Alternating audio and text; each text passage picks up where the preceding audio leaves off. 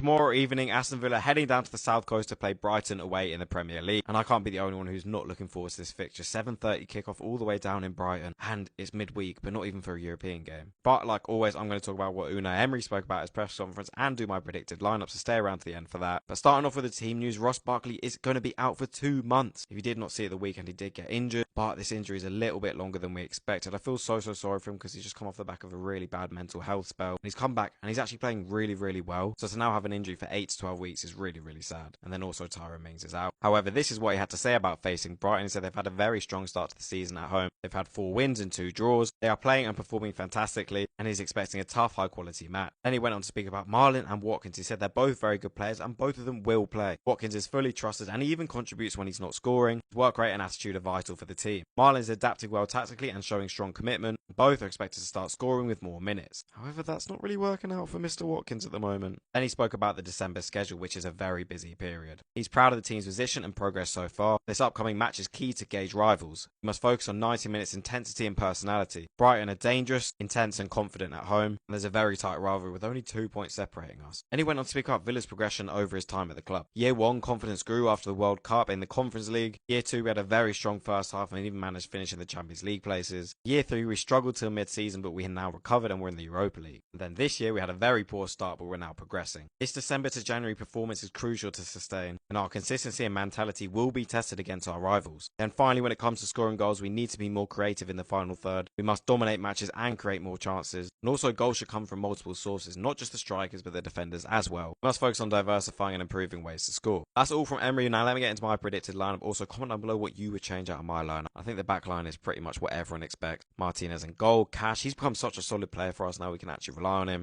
Konsa, of course, you know how good he is. Mings is out, so Powell. And then Dean, he usually plays against Brighton. I think once again he is favoured by Emery. Moving on to that midfield, we've got a pivot of Kamara and Tielemans. Onana obviously has a spot here, and Barkley is now out for 2 months. Then Buendia on the left because Emery really likes him at the moment, hence why he's not playing Harvey Elliott. Although I would like to see Sancho play more. Then we have to have our skipper John McGinn on the left. Then up front, Rodgers, undroppable, absolutely incredible guy. Then I think it is wise dropping Watkins again. However, if you have not seen my breakdown on why I think Watkins isn't performing, do go check that out because I make a big point, and it also means that Marlon may not score goals this way. But yeah, comment down below what you thought of the presser, my predicted lineup. Click the follow button if you don't already follow me, and let me know, are you going to the Brighton game? I'll see you lot there.